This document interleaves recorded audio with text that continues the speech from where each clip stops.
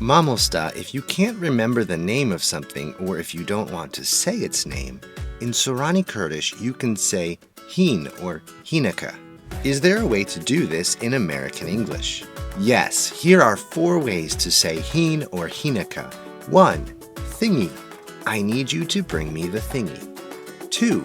Thingamabob. I can't find the thingamabob that holds the door open. 3. Thingamajig. He is one of those thingamajigs that makes fancy coffee. 4. Whatchamacallit. Do you have one of those whatchamacallits for girls' hair? This one, whatchamacallit, originally came from the phrase, what you may call it.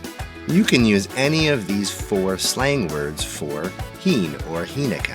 For example, pewistim ba hîn can be I need the whatchamacallit. Or kwa hîneke ka peshchalerabu can be where's the thingy that was here before.